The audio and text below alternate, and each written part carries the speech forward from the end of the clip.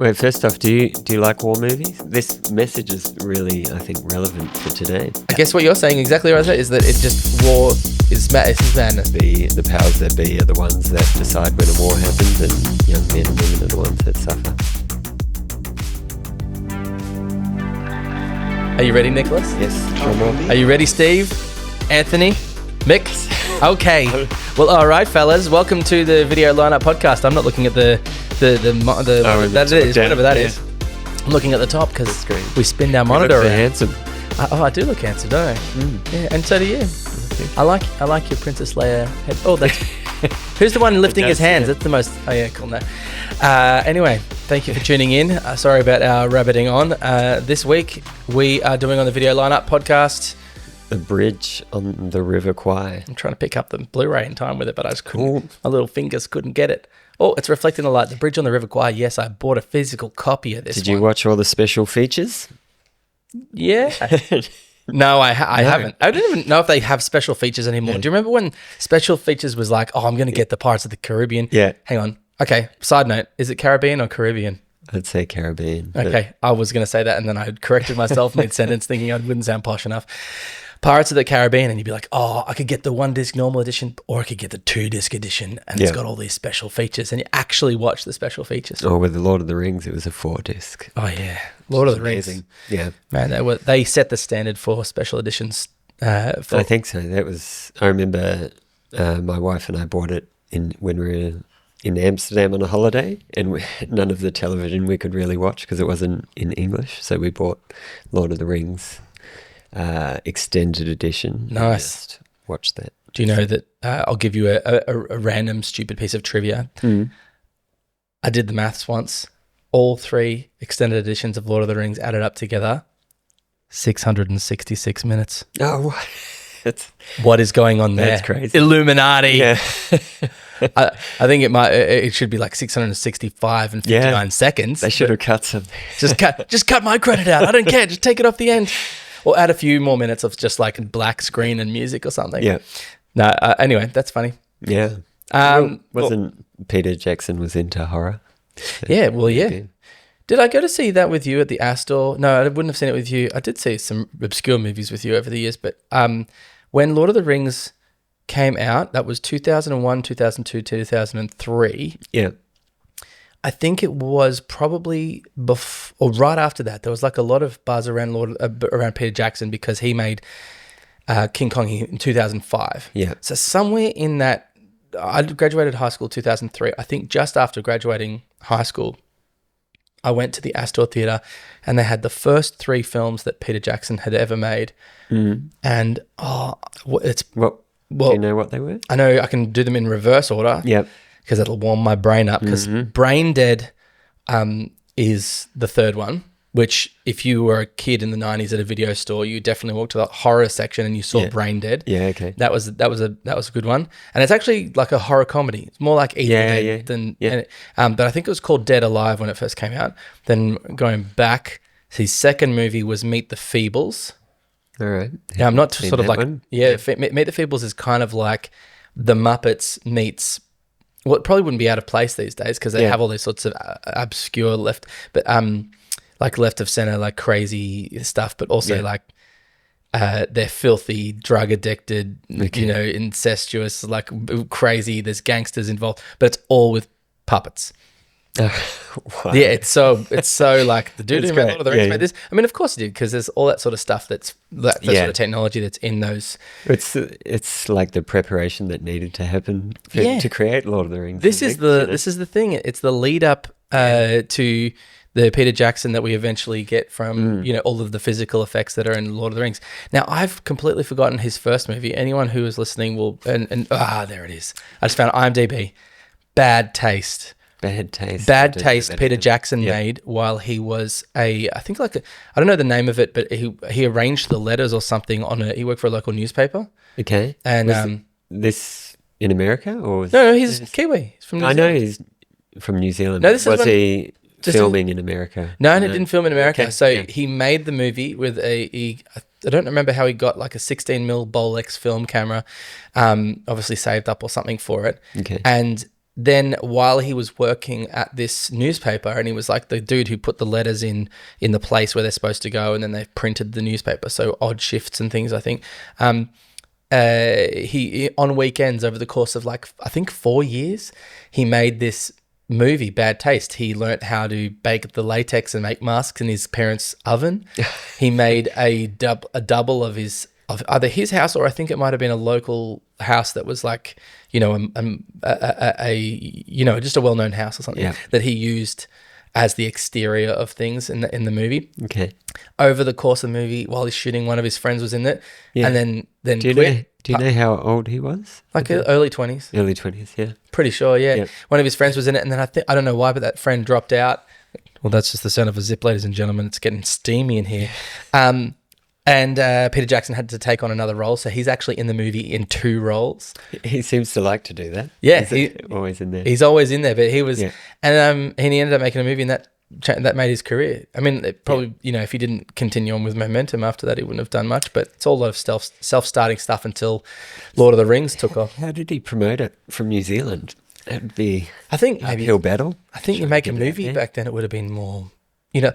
Yeah. Sorry, I'm talking over you, but I think if you made a movie back then, it would have been more of a like, whoa, you made a movie? Yeah, okay. Whereas, you know, like I made a 90-second like masterpiece Instagram reel today. It was beautiful. I did it all, you know, in 2 hours. Yeah. So democratization of storytelling is kind of lowers the excitement when something's been told. Yeah, okay. Yeah. Anyway, now you can you do David Fincher. All right, tell us how his career started. Well, I'm listening. I don't know who that is. You don't know who that is? No. Oh, little Davy Fincher from Seven and Fight Club. I've seen. And he did that one that Kevin Spacey. Okay. Yeah, so what's the connection? There's no connection. I was just like, I just did one director. No, you do a director. All right. I think let's. You're in a hurry to get to Bridge on River Kwai. The people want to hear our opinion on random stuff. Yep. Well, I think let's give a little bit of a rundown. We asked ChatGPT to give us a bit of a plot for this film.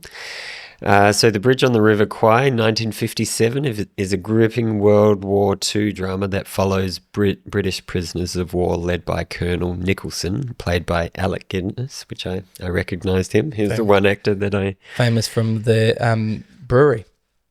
Yeah. No. Just continue.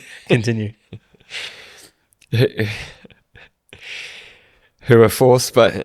so the Colonel... I threw you off, I'm sorry. So the British prisoners of war led by Colonel Nicholson, who are forced by the Japanese to build a railway bridge in the jungles of Burma. Nicholson, obsessed with proving British superiority, focuses on constructing a perfect bridge, even if it aids the enemy. Meanwhile, an Allied commando team, including American POW Shears, which is William Holden, he was in Sunset Boulevard. He was famous for the vehicles. That's only going to work to Australian viewers because we know we have a lot of overseas viewers. A Holden is an Australian car. So that's why that is a really bad dad joke. Not anymore. Oh, yeah, not anymore. Used to be. Sorry, William Holden. Shears. So he's tasked with destroying the bridge. The film explores themes of pride, loyalty, and the futility of war, culminating in a tense confrontation over the bridge's fate. That is an affront to our purpose, Nicholas. It is not for ChatGPT to tell us what the film what the issues it wrestles with. Okay. It's for us to draw out. Yeah. ChatGPT, the robot just told us. Tell me how you disagree with the robot. Okay. After. It'll be me versus the robot. Settle down, Tom. Sorry. Alec Guinness, also famous for Star Wars. So it wasn't the beer. I was close. As Obi-Wan Kenobi won an Oscar for his performance, and the film itself is regarded as a classic of both war and epic cinema. It's directed by David Lean, who directed Lawrence of Arabia. The movie is set during World War II in the early 1940s, reflecting the harsh conditions and moral complexities faced by soldiers and prisoners. And that is it. That is it. Yeah. How did you feel about the film? Had you seen it before? No, I hadn't seen it before. No. So, yeah, it was pretty amazing. Initial vibes? Initial vibes. Okay, so this is not going to be a short story. If you're listening to episode 14 of our podcast, you probably are just suffering through me to get to the little bits of glimmering hope that Nicholas brings. So here we go. Wait, first off, do you like war movies? Are they? I love it. You love them? Oh yeah. Okay. A good one. I don't like them when they're like, I don't know, all patting you on the back and all. But I don't know if I can think of one that I've seen like that. So you're excited if you see new war movies coming out. You're keen to watch it. Maybe not new war movies. Yeah, okay.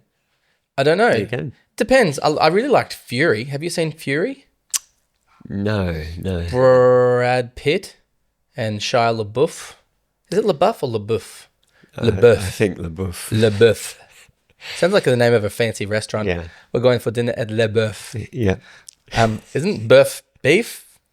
Could be. Beef bourguignon. Anyway, that's a good one. They're all in a tank together. That's another take on World War II. Isn't that called The Greatest Generation? Is that what they're called? Who? The people who fought in World War II. I don't know. I think they are. I'm just going to adjust my microphone here so I don't have to arch my neck. Yeah. So what did you say? Do I like war movies? Yeah. I guess my initial reaction is I'm like, I don't want to watch a war movie, but then what is that? If I'm forced to watch it or circumstances lead to me watching it. So why is that? I don't know. I guess I don't like war. I find, as they said in there, the futility of war. I find war movies can be a little bit like propaganda, or trying to inspire people to be willing to die for particular causes, which I don't think are necessarily worthy. Fair enough. Maybe. You're protest watching movies. Well, it's more, I think the powers that be are the ones that decide when a war happens, and it's young men and women are the ones that suffer. So yeah. Well, I think that's the end of the podcast, ladies and gentlemen. Nicholas just destroyed all war movies with his... But I thought this one was great. I actually really like the themes and agree with, I think, what the director was trying to say. I agree with what you're saying. I think the futility of it all is, in a good one, what the theme that comes across. And I think the only reason that hurts a bit, maybe filmmakers don't put it into everything, is because the people don't really want to watch a story. I certainly don't know if I want to watch a lot of stories or repeat watch a story where futility is kind of the whole point of it. It's the opposite of hope. I'm not going to say I've actually sat down with a pen and paper and work out if futility and hope are polar opposites in terms of emotions and experiences, but it feels like you want some sense of hope. Like I think of Saving Private Ryan. Like there is kind of futility in the task that they're given to do, in saving the last family member of this, and ultimately some of them lose their lives just to save one guy's life, and wrestling with what that means. I think sometimes, like, and with this movie, I don't know what it is.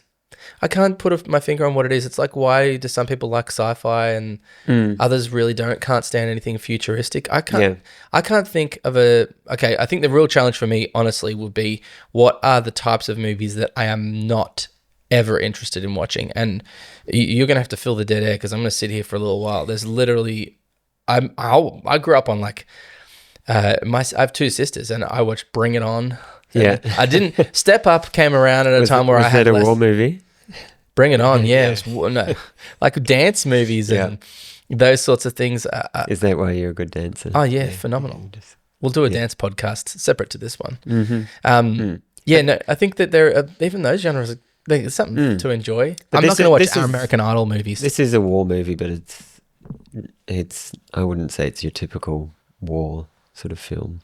No. I think we'll see. David Lean, like the thing I liked, and we've got straight into this movie. Like, this is what the episode's about, right? I was happy to waffle on a little bit. Now I'm all of a sudden like pontificating about what I had discovered. But David Lean did Lawrence of Arabia. Yeah, that's also on this list.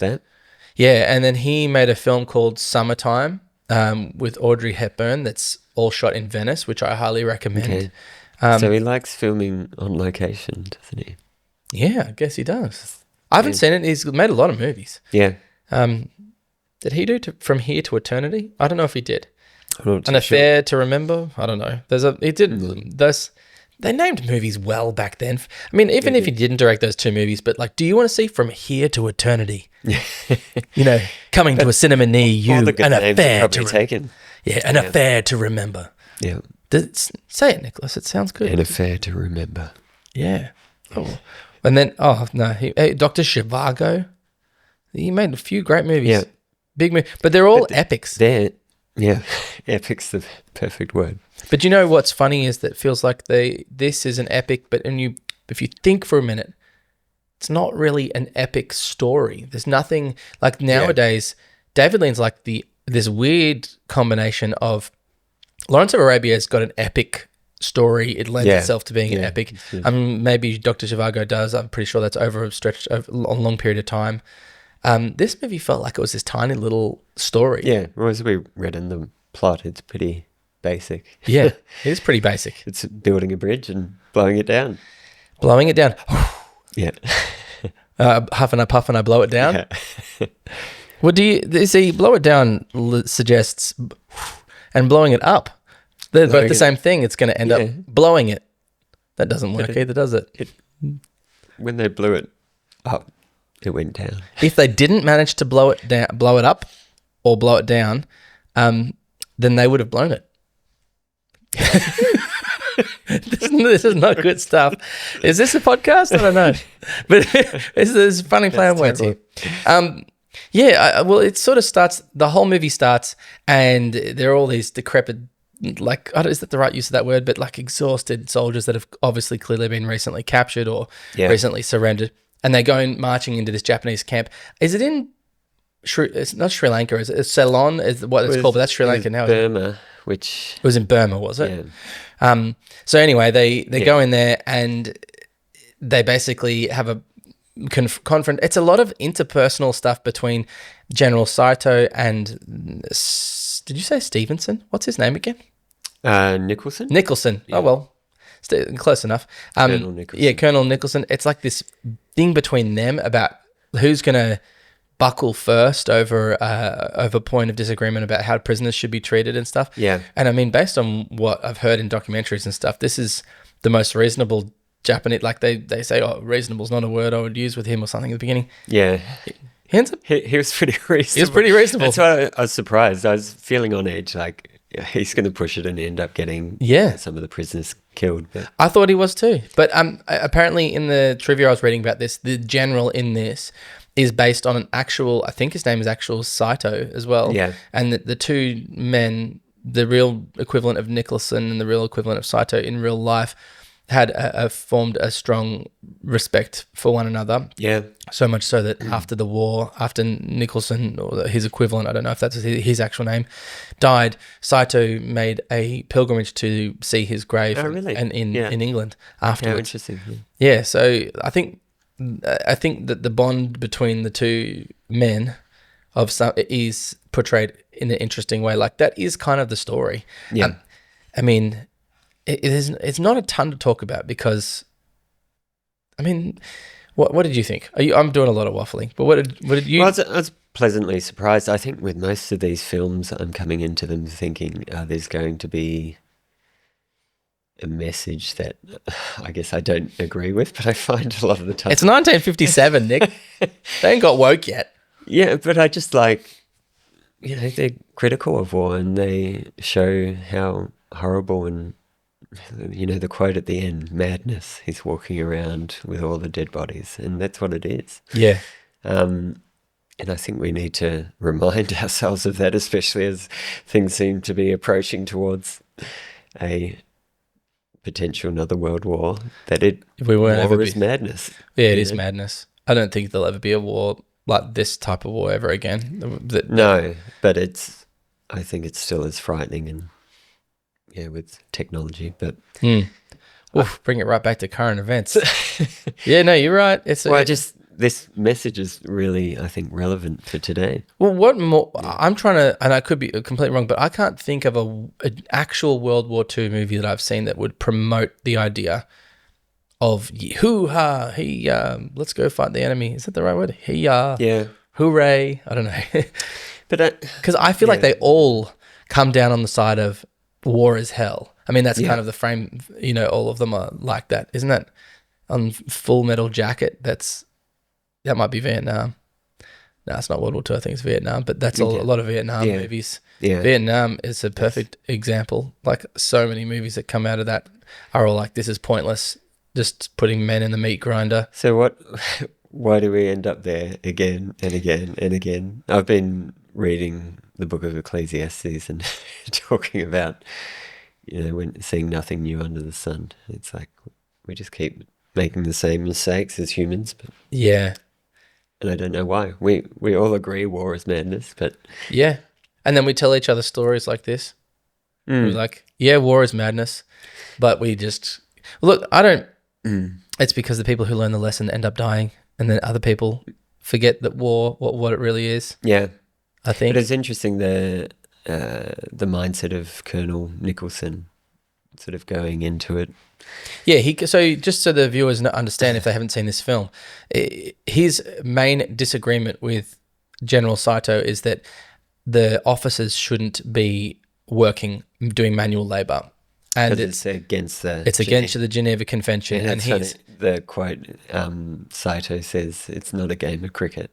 Yeah, it's not a game of cricket. This is war. Yeah, this is war. That's right. Which is kind of, like there's, it makes sense. Both statements make sense. If you are indeed going to have political people in charge that up the top decide that they're going to go to war, declare war, do whatever, then there should be some rules on the ground that make sure that the average punter who is ultimately going to get ground up in the thing, if they don't get killed in a battle and they do get captured, that there are rules that we follow to respect one another and not kill people unnecessarily if you already have them under your thumb. And that makes sense if you're behind a desk and you're not ever going to go out to war. But and I've never been to war, but if you go out to war, actually out there, it's not a game of cricket. It seems stupid. I mean, doesn't it seem stupid to have rules? I mean, I agree with the rules. Yeah. Like, of course. We hope people abide by them. You hope people abide by them, but of course it seems absurd. Yeah. As a kid, and then all of a sudden you tell kids that they're going to go to war, they're going to shoot at each other, all right? Now, you're going to kill more of them than they're going to kill of you, so that means they're going to have to surrender to you. Now, all the people who were just trying to shoot at you and kill you, you take into prisoners, and you got to feed them and give them somewhere to sleep, and you got to treat them nice. What? Hang on a second. That's backwards. It seems backwards. We were just trying to kill these dudes. Yeah. And then it kind of reveals that the whole thing was pointless to begin with. Yeah, it does. Why didn't we all just hang out together, and all those people behind the desks with the Instagram, the Twitter accounts and the microphones and the press secretaries, why didn't they sort that crap out? Yeah. And we don't have to build a bridge and then end up, spoiler alert, all dying around it, ultimately. Well, I think of that story when, I don't know, it was the Germans fighting. World War I, and they played soccer, was it? Yeah. It's like, it's a perfect example of them coming together, and they're just people. Yeah, they're just doing what they're told. They're doing their duty, which I think the frustration with Nicholson, he's like trying to be honourable and obey his superiors. Yeah. To the letter of the law. And that's what a lot of people were doing throughout the war, just doing what they're told and obeying, and they were sent off to die. The difficult thing is I could see the point of what Nicholson was doing, but just to backtrack so people who don't know, that if in World War I, they were in a trench warfare, and I know you know this, but we just alluded to it so people don't know. And the Germans and the French and the British were on one side, and the Germans were on the other. I think the British were just on their own. Well, the French they might have been, doesn't matter. It was basically the Germans against who ended up being the Allies in the Second World War. And they were close enough to each other that they ended up, like, I think it was Christmas Day. Christmas, yeah. And they got up and they were calling out and they agreed to make a truce for the day. They ended up spending the day together after they'd just spent months and months trying to kill each other, playing soccer, getting along. I think they even exchanged gifts at one point. And then the brass, the upper people who were in charge, ended up calling it, saying that's it, you can't do this because this will upend our mission, which is total domination, either direction or defense or whatever. And so they put an end to it, and then they went back to war, and it never happened in any other Christmas of that war. Yeah, okay. And I think it was maybe the first year of the World War. I don't really remember which year it was, but we're philosophizing already. We're getting away from the filmmaking Yeah. and telling people about what we think about the world. So I guess that's. Okay. I guess we start crying. I don't know. Well, tell me about the filmmaking. Well, what did you think? It's it's David Lean. Had you seen Lawrence of Arabia before we watched it for this podcast? No, I hadn't. Okay. I love the style of film, like the drama, the visuals of actually seeing it shot in real life rather than in a studio. It's beautiful. It was. The shoot's really wide, doesn't he? Yeah. He has always wide angle lenses a lot. He doesn't do a lot of close-ups, and if he does do a close-up, it seems to be that he brings the camera in close. And then if you had a real close-up, like you're talking in Lawrence of Arabia where he blows out it has that transition. Yeah. That's a standout shot. Yeah. A lot of his films. Yeah, there's a lot of amazing shots. And it's interesting how he's not afraid to drag out his films when you could obviously cut them to be. He's a the shorter film. anti-Mr. Beast. But I actually don't mind it. I find I'm a lot more relaxed while watching his films. You're just sort of going on this journey and you're able to just take that ride with him. Yeah, I totally agree. It feels like how a movie should be. I mean, certainly the stories he chooses to tell, you kind of want to just sit there in it. It's not like it's boring, but if the characters are going from A to B, he's going to give you... Then why did you fall asleep? Okay. Full disclosure, I tried to watch 3 movies over the long weekend. Do you want to grab that DVD there? This great film. This great film. Adam Sandler's first film I watched called Going Overboard. I think it was originally called The Unsinkable Shecky Moskowitz, and then it was changed to Babes Ahoy, and then it was released as Going Overboard. Anyway, that was his first film. Not a great film. But I didn't... It is expected to be not a great film, so I enjoyed it in a weird way. But I fell asleep in the last 10 minutes. Yeah. I was just tired. Saturday night, watched a movie with the family, Galaxy Quest, sat up. Galaxy Quest is an absolute classic. Fell asleep in the last 25 minutes. We're getting to that age. And then put the Bridge on the River Kwai on. I had Tim Tams, a hot chocolate. I think I had 2. I had a hot chocolate and a cup of tea. Sugared up. Sugared up. And I was in it. I was loving this movie right until they started lathering themselves up with the black stuff, like the mud and things that they would be difficult to see at nighttime. Yeah. And right up until that moment, and I remember that. And then I think I just got a little too comfortable and I was asleep and I missed the last 10 minutes. I actually watched the last of it today. Yeah. And it was really good. And I just couldn't believe that I'd fallen asleep right before the end. I mean, I'm like going, oh, that's a good ending shot. There's a helicopter shot coming away. And then the credits roll. I'm like, wow, I literally missed hardly anything. So a lot of those epic drawback shots were from a helicopter, were they? Well, I'm not telling you they were. I assumed. I mean, what else would they have got them on? I don't know. Do you want to know something amazing? When I watch a film, I don't think about how they film. You don't think how they film? It doesn't cross my mind. I like to watch. So I watch Grand Designs and The Amazing Race. They're the 2 reality shows that I like. Yep. The Amazing Race, I watch it and I can't help but think, how did they sync everyone's cameras up together? Yeah. Like everyone is like separated and then all of a sudden someone is at the task together and then they're cutting between the 2 camera operators there at the same time. You're like, whoa. And just because I'm an editor, like video editor, I just keep thinking, how did they cut this together? How did they arrange for it to... I know it's all time-coded and stuff, but the timeline on that must be crazy. Yeah. And these movies, I think what I also like mentally about these movies is just... It just feels like they got a really nice shot. They held it. The action went through the shot. They left the frame. And then they cut to another shot. And it's like the anti-Michael Bay kind of editing. Michael Bay from Transformers or The Rock. I can't watch those films. They're too intense. There's too much going on. Do you know he made a movie called 6 Underground. There's some sibilance for you. 6 Underground with Ryan Reynolds, I want to say. Yeah. And I'm pretty sure it was released during COVID in 2020. I remember trying to watch it. And the opening sequence is this car race through Florence. Yep. and it was absolute insanity. It was cut every 1 second, maybe less than a second. Yeah, okay. So many cuts. It was like the editor was just like, do, do, do, do, do, do, do.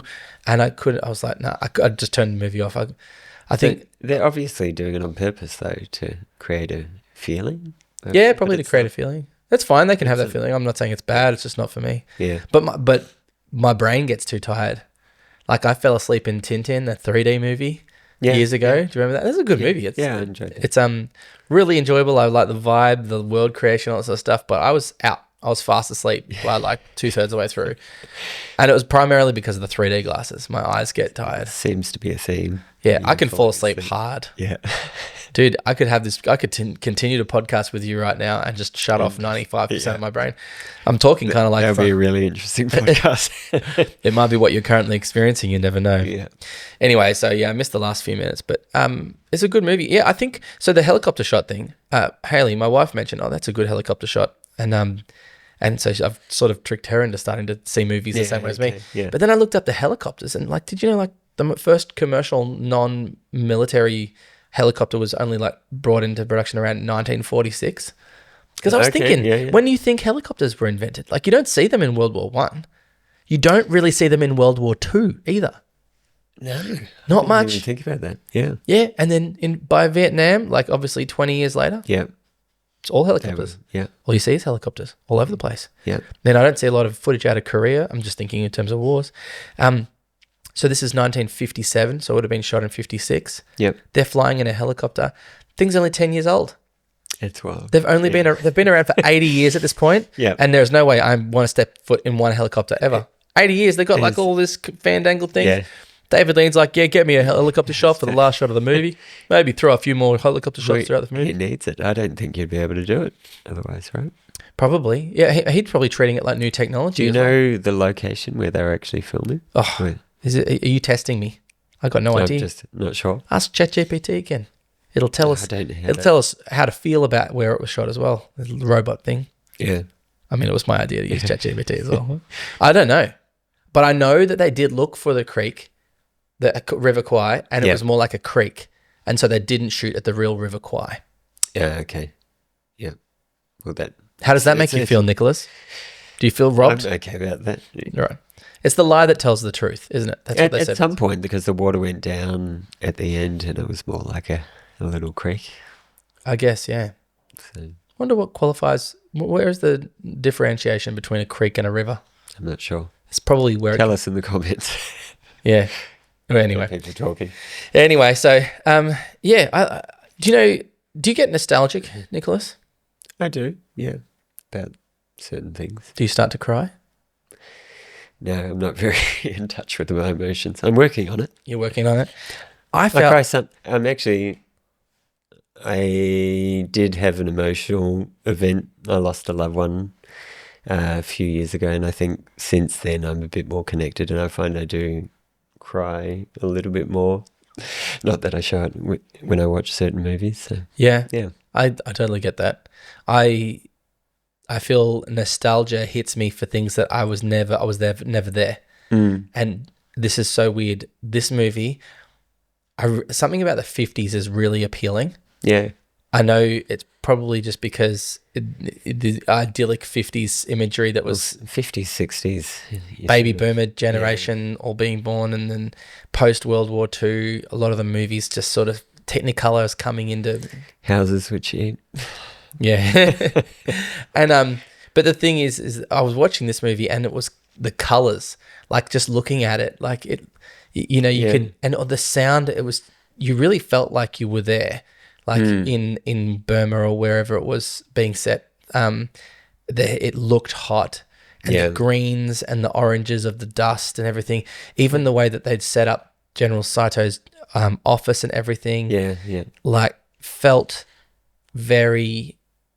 It felt like it was in the 50s to me. I knew it was World War II, but because I knew also that it was shot in the 50s, like I could see, because different film stocks have different ways of representing color.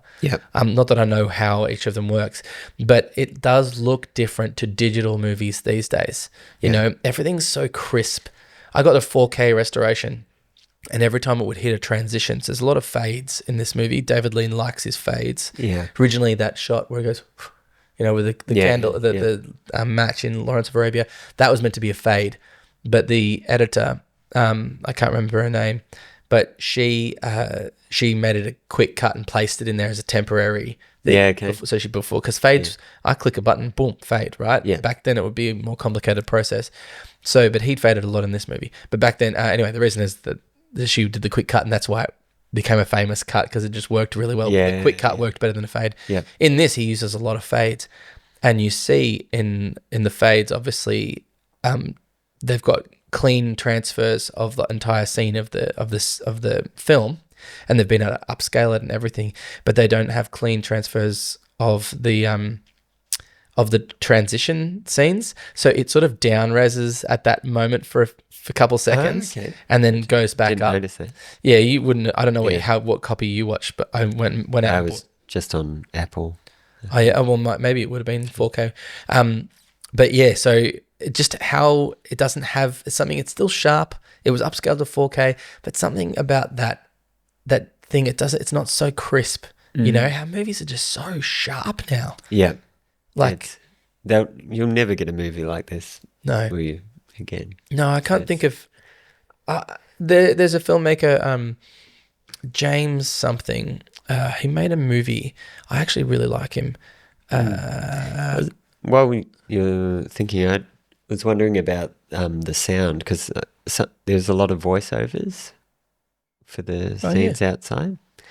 What do you think of that? Do you like voiceovers? Because you had voiceovers on Sunset Boulevard. I'm just wondering, it's obviously wasn't possible for them to film a lot when they were out in the jungle, or record the sound. Do you mean there was a voiceover as in voiceover? Of the talking? Oh, dubbing. Dubbing, okay. Yeah, because voiceover is when there's no one on screen talking and you hear their voice narrating a narration. Oh, okay, sorry. Dubbing. Because I even found sometimes with, I think it was mainly Colonel... what was his name? Not Colonel Sanders. Colonel Nicholson. Oh, Saito? General Saito. There'd be a different tone. Like he'd be saying a sentence and then the next sentence would be a little bit more harsh, or like you could tell it was a different recording. Yeah, okay. I didn't notice that. It's funny the things that you notice. I didn't notice that. Did it take you out of the movie? Oh, no, it's fine. I'm just curious about how they recorded sound with some of these epics where it's all outdoors. I don't know with this movie. I honestly don't know. Yeah. I would assume that they would have done some amount of overdubbing, or I think it's called ADR. Yeah. I assumed it was called additional dialogue recording, but I don't think that's what it stands for. So they would act everything out trying to capture it, and then if it's no good, they'd just dub over the top. I'm pretty sure. Yeah, okay. Yeah. What did I watch a movie recently? And it was, this. I'm fairly certain. It's a great film. I'm fairly certain that literally everything. You're really promoting it. I think almost everyone's dialogue is dubbed. I think it's when you watch it, you're like, that doesn't. Yeah, okay. Yeah, I think it's because they weren't able to get clean. I'm guessing they wouldn't have been able to get clean sound on a boat that they didn't have full control of, which is fair enough. That's a good solution. That's where it was probably invented. I mean, you've seen Lord of the Rings, the documentaries on that thing. They basically redub every single line in those movies. Yeah. It's all redubbed. I mean, this guy's building up this lactic acid, holding this big boom pole, working really hard. Oh, did a really good job, Pete. Yeah. Got everyone's line, got Gandalf's line, got all the hobbits. They're even shorter. Hey, got them all in. Would have been in a Kiwi accent. So. Oh yeah, no. Andrew Lesney, who shot it, okay. R.I.P. He was he was Australian. Okay. He shot Babe. Yep. He would have said "G'day, mate." Yeah. All right. And then the dude who did this, he might have been a Kiwi. Yeah. Or he might have been Australian. I can't say. How would he talk? It's so close to Australian. It's really hard to. Fosh and chops. He's just got your jandals. Get your chili bin. I'm trying to do a good Kiwi accent. I like the Kiwi accent. It's good. It's appealing. Please don't hate me for my terrible. I had it for a while and then I managed to get rid of it. You got rid of it altogether? Well, we moved over when I was 11, 12 and... Okay, I forgot that. I had to get rid of it. Okay, so I was accidentally picking on your upbringing for a second there. That's all right. Did you call them jandals? Yeah. We're talking about flip-flops, thongs. Did you call it a chili bin? Duvets. Twink was white out. Twink is white out. Yeah. I saw a band today on Instagram. I was scrolling through, and man, Twink, that stayed with me. And the band was called Play Lunch. I was like, yeah, Play Lunch is what it was. It was Recess's Play. We all got Americanized with the cartoon show Recess. Yeah. I'm like, what's Recess? Yeah. I have Play Lunch. What do you got for Play Lunch? I got a Petit Yum. I don't know. Yeah, play. Yeah. Yeah, anyway. That's funny. Was there one like a kangaroo one that had chocolate in it? Dunkaroo. Oh, Do you remember Dunkaroos? Well, my mum never got us those sorts of things. I just remember the advertising. I don't know. I don't think I got a lot of them either. Yeah. Don't think I even had Tiny Teddies. Didn't have that. No, They're still around. Yeah. I got a few of those things, Yeah, but Dunkaroos. there were other Bring kids. that back. Dunkaroos was a special day. If I got Yeah, Dunkaroos. because that was chocolate, wasn't it? Yeah. When you, Oh, I don't know if it was chocolate. It was sugar. it was Nutella-y type of Yeah. stuff. Well, you wouldn't be allowed to have it today. No. Hazelnut spread. Oh, 200 50% of the kids are drop dead as soon as you open the packet. Yeah. Anyway. Heart attack. No, I shouldn't make a joke about that. There are kids who actually. I heard something about that. With the increasing of nut allergies for a few years when we were kids, or was it when we were kids a bit older? All these doctors were saying, don't give kids peanuts or peanut butter or whatever, or don't have it while you're pregnant. Yeah. And then in that window of time, and then they've since reversed that. This was some American thing anyway. And then in that window of time, that is where this spike in nut allergies just went through the roof, and they haven't been able to reverse it ever since. So it's legit. Anyway, Yeah. point is Dunkaroos probably aren't making many lunchboxes if they existed. All these things. Good point. Good point. Oh man, I can almost taste it, and you can feel the plastic in your head, or the very thin aluminium. It was like Le Snacks, wasn't it? The same sort of Le Snacks, yeah. packaging. You're trying to get me to do the sibilance, aren't you, with Le Snack? We're looking for sponsors. Yeah. Does Le Snack Snack. exist anymore? I think so. I don't know. That one's, yeah, I'm pretty sure. Do you remember that podcast about Bridge on the River Kwai? They just talked about Le Snack and Dunkaroos. Yeah. I don't remember why did I say that? I was nostalgic. So this is giving me more nostalgia for the 90s and stuff. Because, I get, like, you watch the movies and you see the look of the movie, and it makes you think of that era. Like, I think of what it would have been like when they went to the premiere or something, you know? I like seeing all that Hollywood. Do you think people will look back to this time and have nostalgia? Oh, yeah. Nostalgia. You think so? Yeah, because nostalgia isn't about whether a certain time is good. And obviously, there's things that you've been reading Ecclesiastes, dude. If you don't know the Bible, that's like everything sucks, nothing will ever be good. So your headspace is like, should we ever have nostalgia about this time? Well, I feel like things we're nostalgic about, like Ninja Turtles, they're just bringing it back. I know. That's a good point. Everything's being regurgitated, isn't it? That's these things like this movie. Can't be Nothing new. nothing new under the sun. I think he's right. It is. No, but if even the clothing, there's not really new fashion. No, there isn't. It's just repeating. Well, I think you're right. Look, I'm not against you. I think you're absolutely right. It is hard to, like, Beetlejuice just came out. Beetlejuice. That's 1988. I had nightmares about the original. Oh, did you? Because my friend showed me, I wasn't allowed to watch those sorts of films, and he lived across the road and showed me Beetlejuice when I was, I think, 8 or 9. Oh, that's young for Beetlejuice. So, yeah, I was tormented when the plasticine faces. The big, where they can't get their heads into their skulls or something. Yeah, that was frightening. Yeah, there is frightening. I saw an Instagram story. Yep, there's a lot of my stories you can start with. I saw an Instagram story. Yeah. Doom scrolling. Yes. And it was like a mum has put one of those masks on of when the jaw, like those plasticine faces. And she just put it on in the shopping center, and her like 5-year-old daughter walks up next to it, and she's like, you know, thankfully the daughter wasn't like that scared. Yeah. But do you think about what terrified us as kids? Yeah. And then there's just like for sale, like at Bunnings the other day, there's this massive skeleton, and I'm in there with my 6-year-old, and he's like talking about, oh, there's just a skeleton. Like he has to talk about it, you know, I pointed out just to process it. And then the skeleton has a sensor, and it's like, you have come into my garden. And like, holy moly. It's like 10 foot tall. It's huge. Yeah. Like, why? Yeah, Bunnings. Is it? Bunnings is going hard on Halloween. Yeah, Halloween's coming up. Okay. But Yeah, they're starting to sell a lot of that sort of stuff. It is creepy. Anyway, but it is all being regurgitated. Yeah. Like it's all, I know what you mean. I think nostalgia would be more for the people that you're with. Yeah. And there's certainly good, like we're moving away from the woke crap that the couple of years in Hollywood where it's just always messaging. You know, I don't care if things have a good message behind them to do with good social positive messages and things. I mean, everything's got to have a message. This movie's, like you said, the futility of it all. I think we've still got to talk about like Alec Guinness's, like his approach, whether we agree with how he was, because in the end he's like, for the last few minutes, it's kind of like a villain. But I forget where I was going with that. Well, messaging in film. I don't like messaging in film that is overt, and it's kind of like they came up with a message and then they built a film around it. Yeah, for sure. Yeah, it's lazy storytelling, and you're just like, I'm not here. Yeah, it's there's going to be this whole window of time, and I think also streaming has contributed to that, where you might have an amazing film, like a genuinely good movie, and it doesn't make a mark on culture. Like that's the thing I think that's kind of a bit sad right now. I mean, if you could just like reach over there underneath Maltese Falcon, you've got Highlander, right? So show the audience at home, please. The Highlander. Right, I don't know if this is a big budget movie or whatever, but this now would just be dropped onto streaming, and probably would barely find an audience. Yeah. Or it would find some audience, and maybe it would be a hit, maybe it wouldn't. But that would be it. A week later, it'd be over. No one would care at all. I mean, you know, we watched a movie, Haley and I watched this movie called The Ministry of Ungentlemanly Warfare.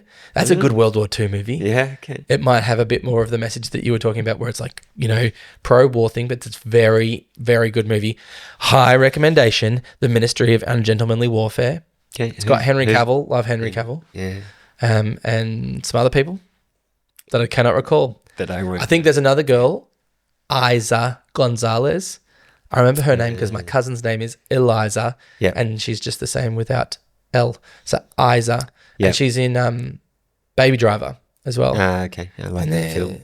There's the dude who's in Reacher. I've never seen that. Point is this is a great movie. I think it's I'll remember his name. I can't remember. Guy Ritchie. Yeah. Do you know who Guy Ritchie is? I do. Okay, yeah. So he's done some great movies. He did a great series called The Gentleman on Netflix, and a great movie called The Gentleman. But why did you bring up this film? What? Oh, because they're just quality movies that'll just get woof. And then how can you have nostalgia for something? I was listening to the score for Mrs. Doubtfire. Yeah. Right? Lord of the Rings, right? It's the same composer, Howard Shore, who did that film. And I was getting just waves of nostalgia just hitting me for this time. But I was alive during that time, so it's a little more relevant than my sitting there watching that 1957 war movie that set in another country with people I've never met before. But you know, like these things where I don't know what you think when you experience nostalgia and that, but the music just brought me to this place where I remember seeing this film. Yeah. Everybody our age knows this film. Most people would know Mrs. Doubtfire. Most people would have a connection with Robin Williams as times in their childhood he made them laugh, or you repeatedly watched his movies. He's now no longer around. He should be growing old. He wouldn't even be an old man now, you know? Yeah. And it's got these messages around family. We've got kids. You look at you know, your family, and there's so many different elements coming at you. And you're like, you're right. Maybe people won't have so much of it. That what I just said is to do with a connection beyond to a film. Well, I feel like because there's so much content, so much input. We're watching TV series, movies. We're watching content on social media, and I don't think it allows the space for you, to actually become obsessed with a film. Like listen to the score, and though I've been trying to do that whenever I really like a film, I go back and listen to the soundtrack. So I'm trying to allow that space to have that nostalgia. Yeah, you kind of now it used to be instinctive before. Yeah, it was easy because you would see Robin Hood, Prince of Thieves, and there wouldn't be much else. You couldn't go on and watch. You have to ruminate on that. Yeah.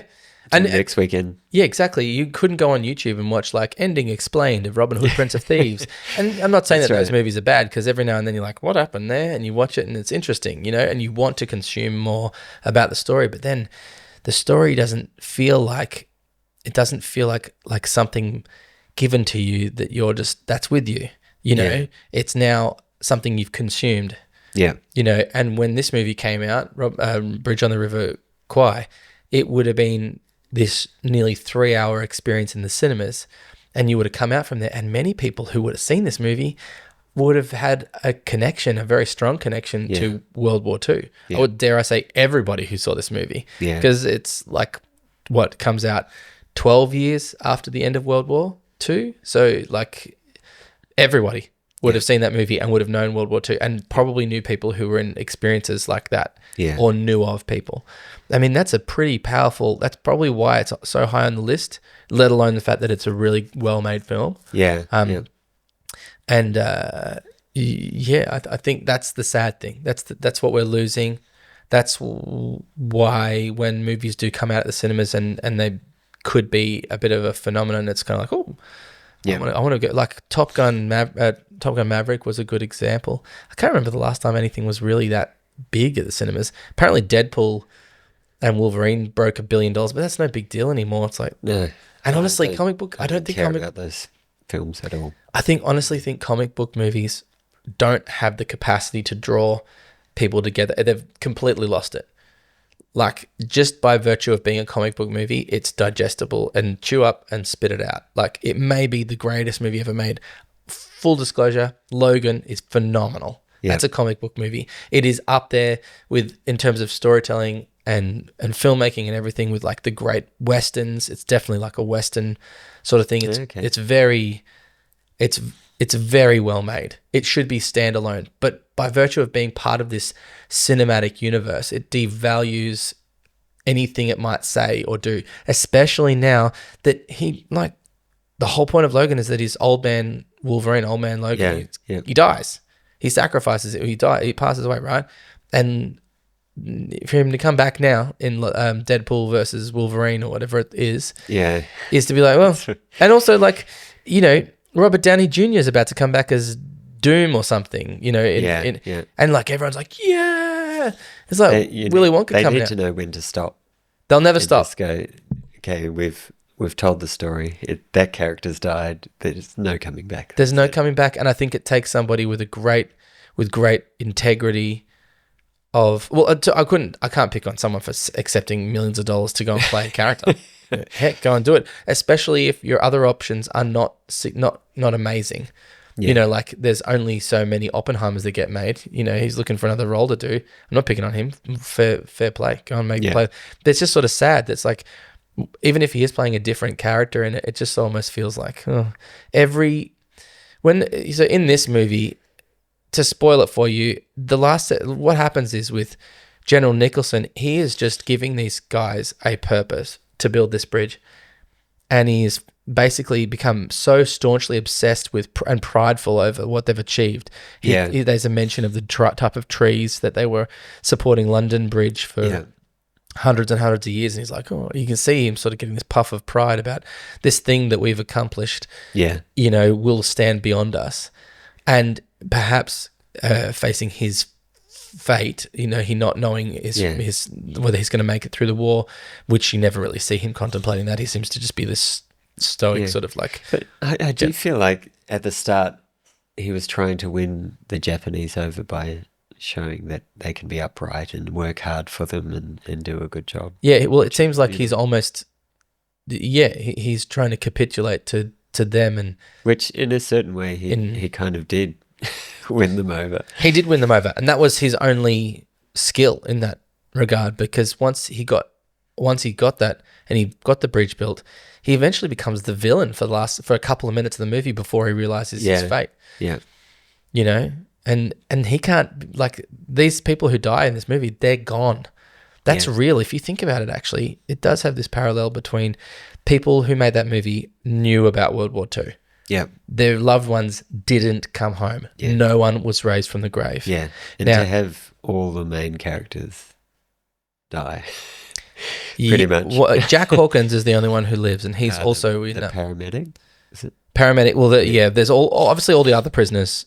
They're not there, but just the leads. Yeah. Yeah, the medical officer whose name I can't recall, but he's great in the movie. And Jack Hawkins, who is like the guy who's leading this sort of two parallel things. One of the guys, William Holden, plays a character who miraculously escapes from the camp and then ends up being, in Sri Lanka in like a hospital, and then recovering and then ending up by some interesting circumstances being pulled back into a mission to go back here and blow up the bridge with a few other guys. Yeah. And he ends up dying. And Jack Hawkins is the guy who leads that mission.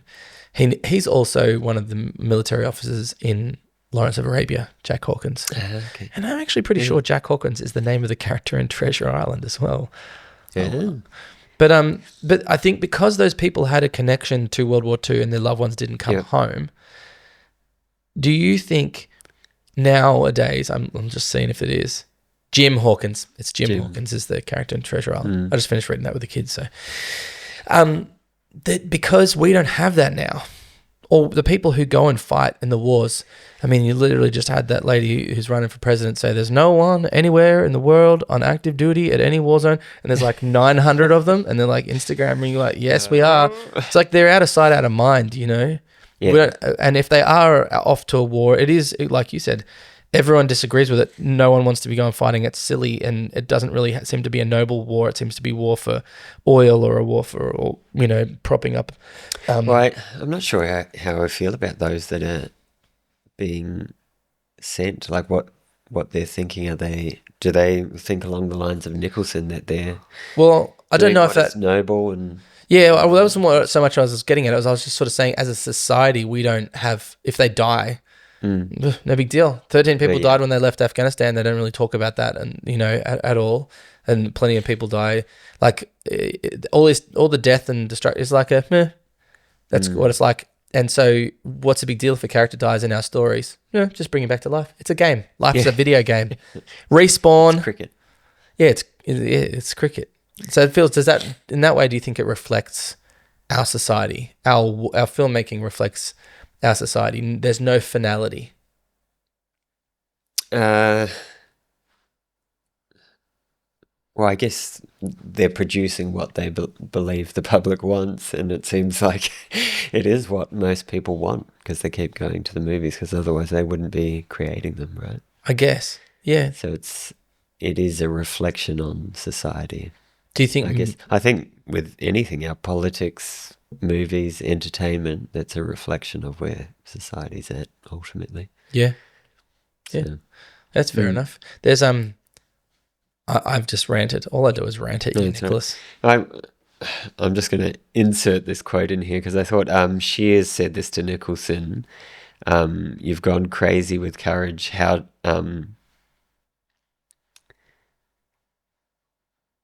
to die like a gentleman, how to die by the rules, but the only important thing is how to die like to live like a human being. Yes, that's right. I remember that. I think I may have written it down wrong. No, I remember that part. Yeah, that's a good line. But that's William Holden, isn't it? I think that really explains like my conflict with war movies is the idea of it. To go and sacrifice your life, that is a noble thing, but the human being element of me going, this is ridiculous. Why are we sending these young people to die, and they're willing to do it? And it's really often the causes aren't noble. Yeah, I think, man, there's deep stuff. How do you find a cause? Everyone's looking for something to live and die for. Yeah. I mean, especially this generation now, I think, is starting to wake up and realize that this living like this dream, especially this, the people aren't going to be able to possibly be able to afford to buy a house, and realize it's all a scam. Yeah. That banks will start to go out of business. The government will come in and pay all their bills, make sure that those guys don't go under. But, but it's we can see it's in decline. Like, yeah, it's not working. They can only prop it up for so long. They're propping it up. My concern is they start getting into politics. But anyway, start a war because it's profitable, and that's the only reason they'll make a reason to to fight. Well, what your quote was about, like a reason to die. Like, I'm not talking about the upper echelon people. They suck. Yeah. They always want to get everyone into war. But it gets, if they can convince the public that there's a noble war for them to fight into, people will get behind it. yeah, but it doesn't matter about the public. It only matters about the individual. So like, if somebody needs, everyone individually is probably looking for something to die for. Ultimately, everyone is looking for something to give their life to. Yeah. So it's just whether they can paint a picture of, I mean, if someone has been conscripted to go to war or is enrolled, enlisted to go to war, because that's what everyone's doing, and especially in World War II, it was a seemingly clear cut situation of good versus evil. Grey areas in war, but there's certainly a lot of evil on the Axis sides. I'm not going to contend with. But I think that you kind of have to create your own belief, because if you are going to get shot tomorrow and that's it for you, you've got to internally generate a purpose and that's kind of what this General Nicholson is doing, is like, you've got to give some purpose to these men. Yeah. They have to have a purpose. They have to know that they did something that stood beyond themselves. Yeah. For every man who died building this bridge, what story can we tell him about whether his life mattered? And the rest of the people who are in charge of this war and the cause of this war, be damned. Who cares? Yeah. Because they will always be there making a mess. Yeah. The issue now is, if there is some war that everyone gets called up to, people don't even have any understanding of suffering in any way, shape or form. And all the stories we've told ourselves, everyone just, we play war video games with massive amounts of violence, and people get microaggressions, and they, like, I'd be interested in what the crossover is between, like, the people who, like, think you've got to, like, have the right workplace etiquette and talk nicely to each other and use the right pronouns and all that sort of stuff, mixed with who plays Call of Duty or what's those other games that everyone where they fight and kill each other, isn't they do a dance, remember? Yeah, you know it. Your sons play video games, don't they? They do, but I'm not okay. But they all fight, don't they? It's all fighting and killing, and like, back then this generation wouldn't have had that. That's why you see there's a young guy in it who is fully trained to kill someone, and he stumbles when it comes down to it, because it's I don't know. There's only so much training you can do, like, until you actually commit the act. Yeah, it feels as though you have a movie you want to see that, and I think this is the where you want to go in the conversation, which I agree with, which is there needs to be a movie about the brass, the top tier people, so we can rip into the whole point of war. But this movie's not trying to do that, I don't think. No, but it. I think it is, but it's talking about the people who's actually feet on the ground. But I think, because there's really no officers. Well, I'm just thinking about the last quote is, you don't want to end up there. You don't want to even go to war. It shouldn't. Shouldn't happen. These people shouldn't be put in that position where they have to figure out the morals of war, and whether it's the right thing to build this bridge the best they can, or to try and escape from a prisoner of war camp. Yeah, it's what is the thing that you're excited? What gives you purpose? Returning to some sort of normal life, like the pursuit, and this, even if it tortures you and it kills two of your accomplices, because he tries to escape, Shears does, and obviously he gets away, but two of them don't. What's better, pursuing that, and I mean, his kind of hedonistic approach to living in that outside of the, like, what's better, aspiring to that, maybe getting it, or getting killed, or just finding purpose, and rigidly fitting into the system as according with the rules, and doing your best that way, and ultimately getting killed anyway. Like, which pathway do you choose? Do you choose to be a cog in the machine that gets crushed at the end, or do you choose to be a rebel who gets crushed in the end? I guess what you're saying, exactly what I said, is that it just, war is this is madness. That guy's quote. This whole thing is just saying, and. Is it just what it is? Like, I think that's the thing. It's just inevitable kind of thing, and there's not really a right choice of whether to be a rebel or a cog. Yeah. Especially when it comes to war. Our frustration is that we wish we could just jump in there and stop it all from happening. Yeah. But, we both know that there's people who are born or who have found themselves by falling ass backwards into something that end up being the people who make these decisions, whether we like it or not. Yeah. You know? Mm. Anyway, we could waffle about this a little while. I think I could definitely waffle. I've got a waffle lighter 2000. I love waffles. What does Harry fly? Is a Nimbus 2000? Yes, this broom. I've got a waffleizer 2000 that's stuck right in my brain hole. I don't want to get a brain hole. That sounds like that'd be hoping I lived for something. So yeah, that's a good movie. How many? What do we want to say? How many L pills? No, that's not L pills. Yeah, lethal pills. Remember you said they're trying to if they get caught in the movie. I'm trying to think. That's obscure. How many? I don't know what pylons. There doesn't seem some subject. I can't think of a. How many? Oh goodness me! What's that? Yeah, let's just go with how many helicopter shots do you rate this movie? 4. 4. Can I ask why not 5? Not because I'm advocating for it to have 5. I'm just curious. Yeah, I feel like something has to blow me away to be 5. Something has to blow you away. Yeah, You just went from blow down the bridge and I'm going to blow it up, and if they don't, then they would have blown it. And you're like, you brought another one and I forgot about it. It's like something has to blow you away. Yeah. There's a lot of ways you can work with blow. You want such a response that you straight away telling someone about it. Fair enough. Yeah. Godfather for me. Yeah. Yeah. That's a fair point. So, You win. okay. 4 helicopter shots You for don't me have to too. copy. Well, of course I have to copy. Yeah. Everything I do is just regurgitating something else that I've heard somewhere else that I can't remember probably. Like James Cameron making Avatar, wasn't it someone wrote like a 80s sci-fi novel and it's basically the exact same plot. Oh, he ripped it off. Well, I don't know if he consciously ripped it off, but I also don't know if that story is true. So don't listen to me. Sorry, James Cameron. He's fine. He's got lots of money. Yeah. The Godfather is that for me. That is a talk to other people. I just tell everyone to see The Godfather. Yeah. So far on this list, I only tell people to see I really think they should see Godfather, and a millimeter below that is Casablanca and It's a Wonderful Life. They're the only 2 on the list. Yeah, I've talked about It's a Wonderful Life a bit. Lawrence of Arabia I really enjoyed. I know it's long and painful, but... I don't prescribe it to people though. Yeah, okay. I'm just sort of...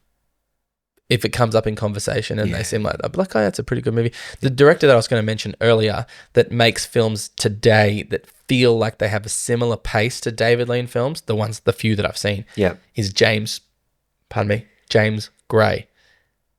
Have you seen, he made a movie, I know we were wrapping it up, but my waffle-later is cranking up. Yeah. He made a movie called Ad Astra a few years ago. It was like not that long ago at all, like a few years as in 5 years ago, 2019, with Brad Pitt. And it's got, his dad is Tommy Lee Jones, and it's like a scientist. It's up in space, right? And he's on some sort of, he goes off on a spaceship to like Neptune on his own, and he's turned it off thing. And it's Brad Pitt's journey to go and get back with his dad and connect. And it's just, there's a lot of father-son stuff in it, actually. Obviously, because the 2 characters I just mentioned are father and son. But the only reason I say that is because he also made a film before that with the guy who, Charlie Hunnam and Robert Pattinson, and the son is played by Tom Holland, and it's called The Lost City of Z. And that's a true life drama centering on a British explorer, Major Percival Fawcett, who disappeared while searching for a mysterious city in the Amazon in the 1920s. Sounds like some good films. Yeah, I think also these are long movies. He makes long movies. So I think that movie might be near 3 hours. Write those down. Yeah, but they're very good. So I'm just trying to see before. So you're saying that 2 hours and 20 minutes. Similar feel, modern day, and not at all content based. Yeah, okay. Very much for me. I really liked it. But turned out it made only $110,000 at the cinemas out of a $30 million budget. That's ouch, isn't it? It ended up, hang on, all up worldwide though, it made worldwide it made $20 million, 19.2. I don't know where that came from because it said, that was just opening weekend was 110,000. So it got there in the end. Yeah. So anyway, Some point of these is, films are a slow burn. yeah, Like, yeah. But I think we're going to be saying that a little bit. So our next movie up is Some Like It Hot. I have no idea what this one's about. You don't have any idea what this No. one's about? Okay, well, we're in for it. I think this will be our first Marilyn Monroe on the list. Yeah. Marilyn Monroe. I think I've heard of her. You've heard of her? Yeah, pretty sure. Happy birthday. Was she actually a good actor? Mr. President. I'm pretty sure this is the movie where Billy Wilder, who I think have we seen Billy Wilder did Sunset Boulevard. Mm. I'm pretty sure he like threw something across the room because she had to say a line and she couldn't say. She had to like 50 times or something. It's just one sentence. But she was one of those sort of Judy Garland type people. At least this is what you've learned. I've learned from like YouTube and learning about it, where they were sort of always put on pills by other people and forced to diet when, and all these different things. And they were sort of used and abused and then spat out and they died young. Like Britney Spears. Yeah, hopefully she lives a long life and gets well. But yeah, kind of the same concept, right? Yeah. So that Jack Lemmon and Tony Curtis, who is the father of Jamie Lee Curtis. Ah. And she plays Marion Crane in Psycho. Her mum is in Psycho and her dad is in Some Like It Hot. Is Psycho on this list? You're talking to me like I should know. Yeah, Janet Lee. Janet Lee and Tony Curtis. Yeah. Jamie Lee Curtis. There you go. Did you know that? No, I didn't. Do you know who Jamie Lee Curtis is? Yeah. Okay. Yeah, cool. All right. Yeah, Psycho, number 18. So we're up for it. All right. Well, if you've been hanging out with us this long, I want to say a big, hearty thank you because I definitely have talked too much. It's been good. It's a podcast. You're supposed to talk. Yeah. You never know where it goes. You have asked some very pointed questions and brought some very excellent points that I hope I have answered your questions. I think you have. And it's good. We've covered it. I've thoroughly enjoyed your perspective on these things, Nicholas. Thank you, Thomas. All right. So we start... Your waffling. Your waffles. I should make waffles and we should eat them. Yeah. While I should eat them so that you can talk. That's a good idea. I'll have the microphone away. I'll be like Leslie Knope chowing down on some waffles. Yeah, it's good. Okay. Well, we'll be signing off and we'll see you next week. Take care. See ya. Bye.